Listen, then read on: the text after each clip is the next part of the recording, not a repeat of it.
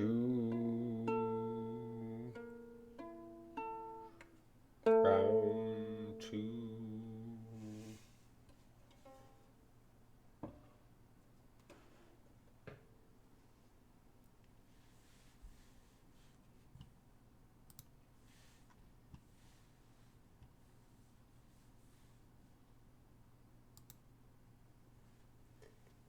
There you go. There's music to add to everyone's. All right, so round two game. Let's open up the paper and see what's going on with that. So round two game, I will bring everyone up to speed again. This tournament has different formats. There's an under 1,000, there's an under 1,300, there's an under 1,600, under 1,900, under 22, and then master. I'm in the under 1,000, so people who have a rating 1,000 and over cannot participate in this class that I am in. So the player that I got matched up with in game two with the black pieces was a 976 player. So obviously I'm not super pleased with getting matched as a provisional player of 800, roughly 800, getting matched up against a 976. So I was a little bit worried going into this game with black. Yeah, like strong for this category.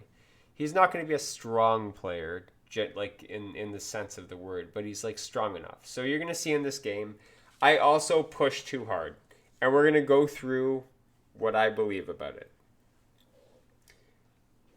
Yeah, he should have played up, but these guys want to win. So at the end of the tournament, I'll kind of go through where these guys ended up, these high players, and so on and so forth. So he was a D4 player. We all know about D4 players, right? We don't like them. So D4. I go G6 because this is kind of my opening. I believe it's called the hedgehog. I don't really care about the name of it. He plays C4.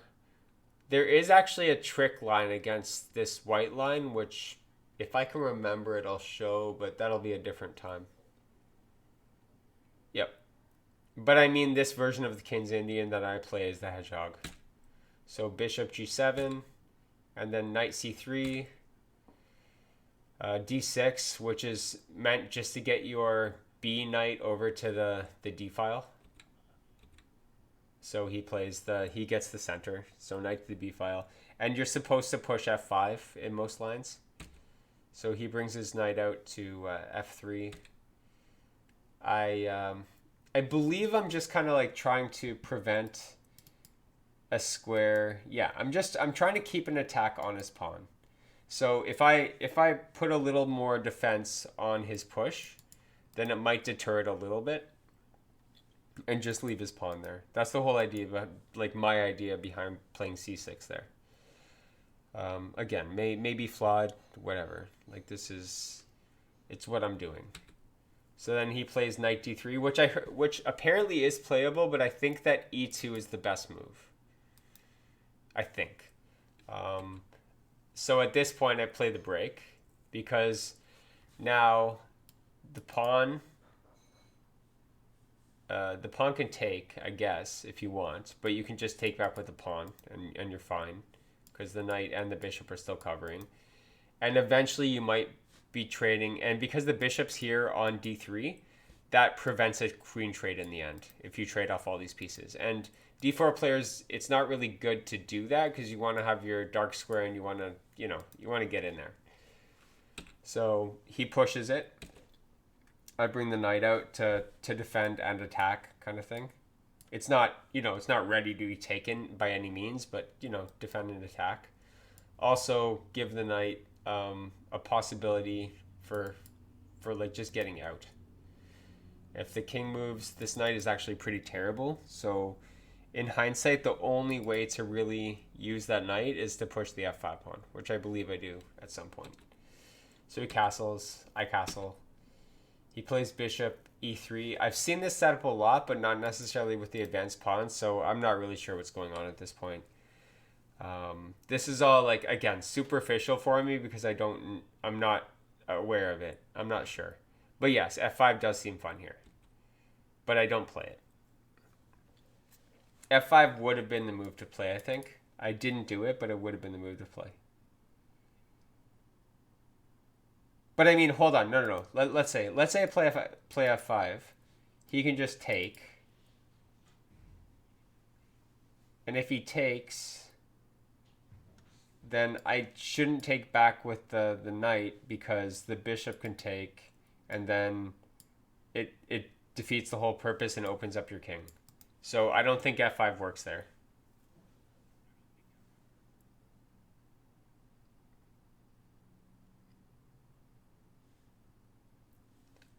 Oh yeah, okay, so yeah, your rook can take and then you're in it. If he takes with the bishop, which he probably wouldn't take with the bishop. Yeah, the rook is there at the end. So yes, F5 would work. I didn't do it, but I do it later. Spoiler alert. Um, this H3 move, I think in some lines it's not a good move because you can sack for it, and this will come into play later. Yeah, but I mean, we'll see how the game develops. So now I push F5.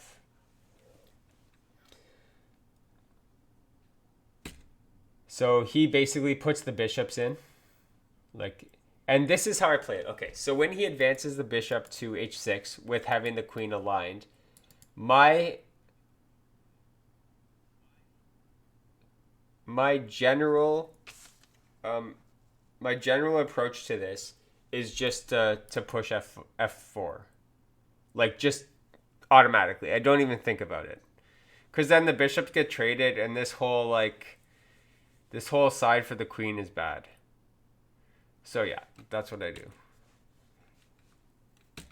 So he takes, I take back. That's obvious. Like you have to, or else your bishop's just garbage. Um, and then he plays King H2. This actually was a little bit surprising to me because I wasn't sure about it. Unless you want to like get your rooks together and like double them up. Like I didn't see why H2 is a thing. Yeah. So we'll see what I do with my advantage though. So knight F6. My plan is to get another knight here, get a knight here, and then start getting into the business. You know, my queen will have like squares eventually, not now, but it will have squares eventually.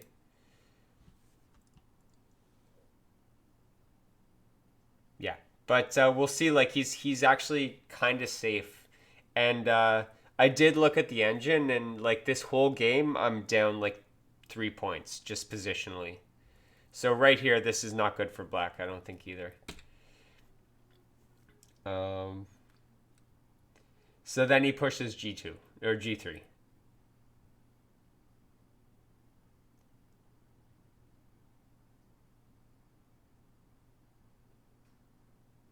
So again, because like I don't want to take G3. It doesn't seem like a good idea to take G3 because he takes back and then his rook is just eyeing my rook, and I don't feel like I have a huge advantage. And like he still has two pawns in front. I don't know. It doesn't seem like something that benefits me. So I play knight H5, which again, like it has this purpose, which is a nice square for my knight, I feel like.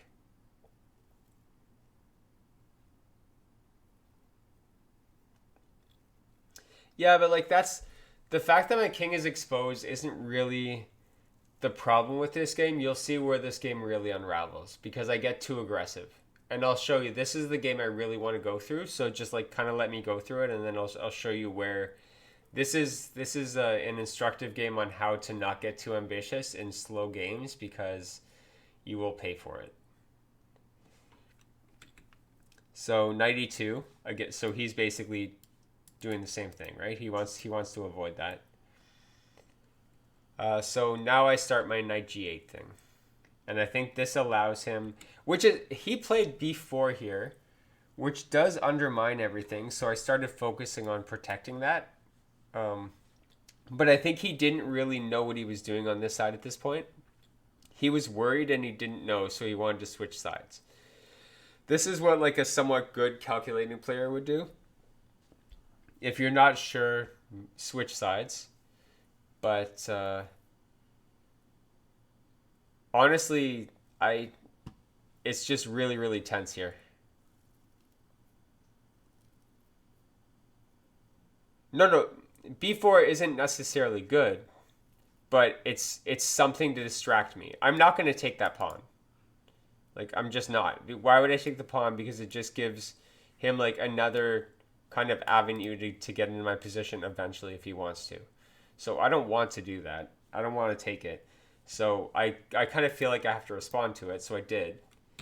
And this whole time, as I'm doing this, as he's doing this, I have this plan of sacking my bishop, and after he takes with the king, moving my queen to d7, and then starting some like superior attack on his king. Unfortunately, this is how an aggressive, stupid player would play, and it's not good. So he pushes a4 at this point. He still wants me to take, but I don't want to take. So I force him to take by pushing this. And he's not going to take away from the center. I'm just assuming he's not taking away from the center, so he does. So he takes in, I take back, B take, and then there's an open file which one of us has to get to.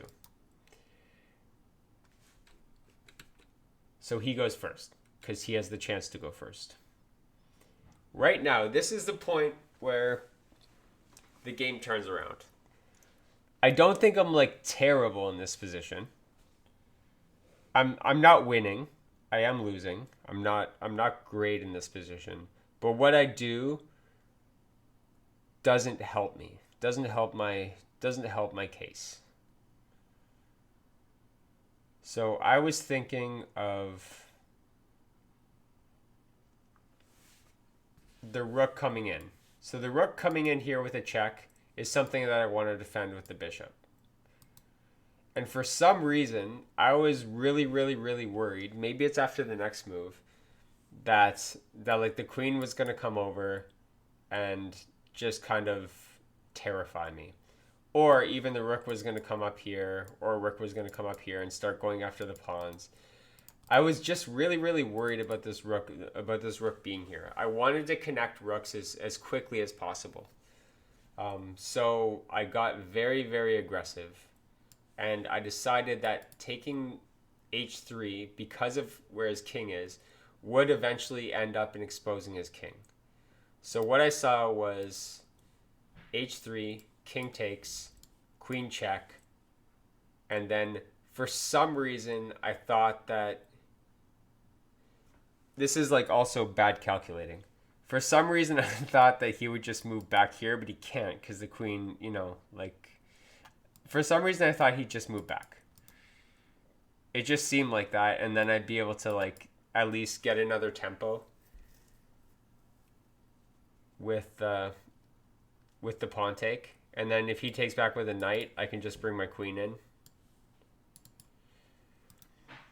And even further down the line, I had an idea of bringing the rook in with the queen, and we'll get to that. So, bad move. Takes with the king. He thought a long time. So after I took with the bishop, he thought for like a good 10, 15 minutes. I'd say maybe 20 minutes. Then he took back. I checked. And the problem with this whole thing is that I don't really have a plan when he goes back. I just kind of wasted time a little bit, which is not helpful. Yeah, so he moves back. And at this point, this is where I always wanted to get the knight to h6. So it's helping with my plan. I wanted to get the knight to h6, and let me try to picture what I was seeing. So if the knight's at h6, it can kind of get in here. And I was thinking that there was some kind of like, if the king attacks, then there's some kind of windmill attack that I'd be able to go into. But that was like just on the surface I was seeing that. But I did definitely want the knight on h6. to help everything out.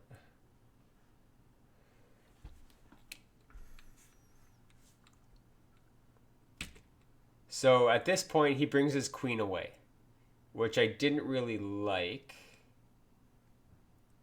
I didn't see the sense in it. But you'll see the sense in it soon, because I make a blunder here. So I play queen a4, and it's just dumb.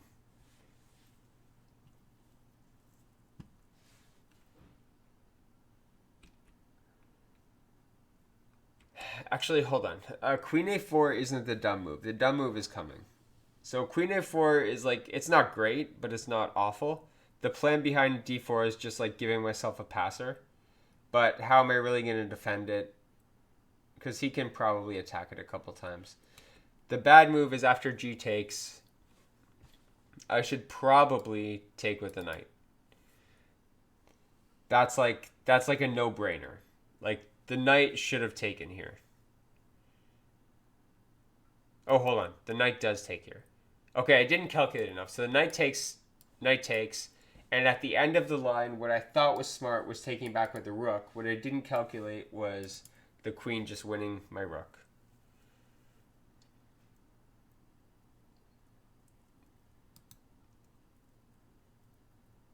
But I made something of it. So I block with the knight, which is fine. But the knight is now not one of my attackers, which I wanted it to be. So the queen takes. And then my move here, queen back. This is where I thought I had a legitimate chance.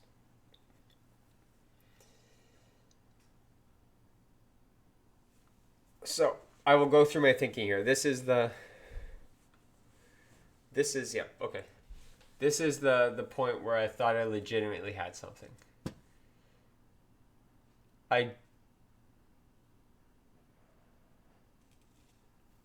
basically thought that the rook would just attack my queen. That seemed like the easiest kind of way to get to checkmate for him quickly, or like get my queen out of there and maybe kind of expose the back ranks a bit. Maybe double up with the queen and the rook, and then, you know, like the queen can't go anywhere to stop it. I mean, maybe, yeah, it can't go here. The rook can kind of help, but this was the move I was thinking he was going to play. That was the first move I thought he'd play, which would give me a pretty good little sequence, which I believe would lead to mate. This is, again, how I'm thinking through the game. Another move I was thinking about was the bishop back. And if the bishop comes back, it's basically just queen check.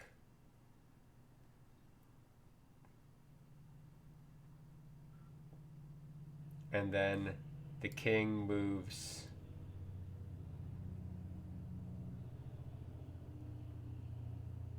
See, I wasn't looking at king h1. King h1 I think would be fine because you could move the knight back to protect, and I wasn't seeing that. So I was seeing king h2 and then queen back and then a rook mate, basically. And that was my big mistake. And if he didn't play the bishop move back, he played the rook move, I would have basically just checked, picked off the knight, and then had kind of an easy mate. And that's what I was looking at. And this was the problem with the whole business, because I did not at all see knight h2. And then I started playing terrible moves. Just absolutely terrible. Because I don't have a queen check anymore, I moved the queen to a different rank to get a queen check in here.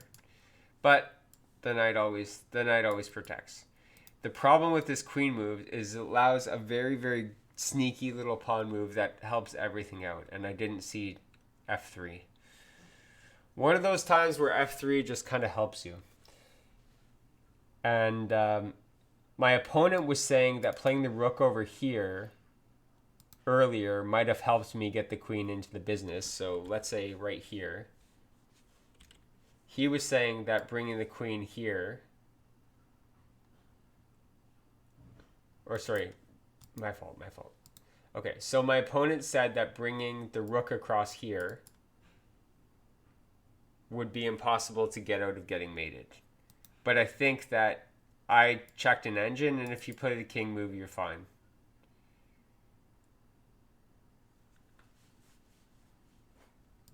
But like his idea was if I played the rook over here, then he'd have to go back, and then I play the queen move, and then it's basically over. He just can't get out of it. But I don't think it's there. I think that the king just has to run away. You lose your bishop, but like it's fine. It's like you don't get mated and you're still up because you took a rook. So I move the queen over. He pushes the pawn. I didn't even pay attention to that move. It was so good. And then I just played my queen check anyway. He blocked with a knight. I stupidly took with the rook just to get another check because I thought I could get perpetuals, which might have been there, but they weren't. And again, I was looking, and then at this point, I knew there were no perpetuals, so I just kept going. Move over to protect the passer, last-ditch efforts. And then the game is over. He takes, then another rook check. And the thing is that I had a choice right here. Like, I probably could have resigned after the first rook check. The problem with this position is that if I go this way, that's just mate in one. So I kind of looked at my opponent, and you're not supposed to talk in the hall, but I'm just like, I'm just going to let you mate me this way. So I moved to e7, obviously queen f8, or queen, yeah. And then the rook mates. So yeah, I selected the way to get mated there. That was that game. Into round 3.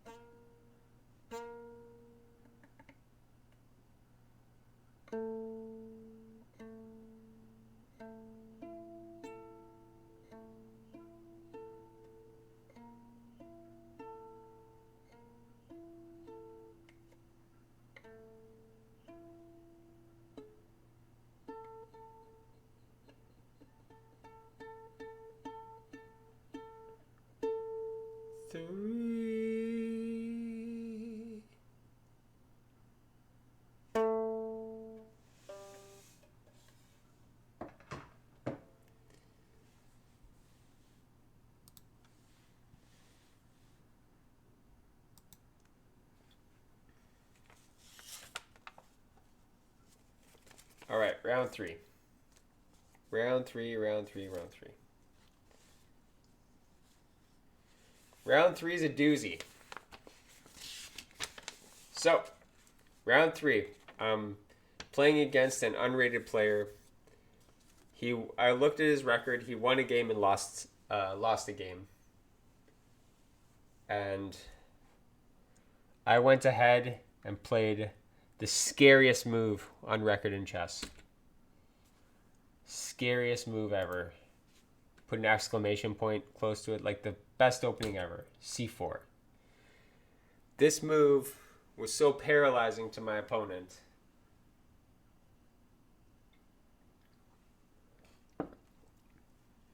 that he failed to show up for the game. So I sat on my chair for 30 minutes, staring at the wall, investigating other games next to me, waiting for this person, and he did not show up. So this was a win. This was a win.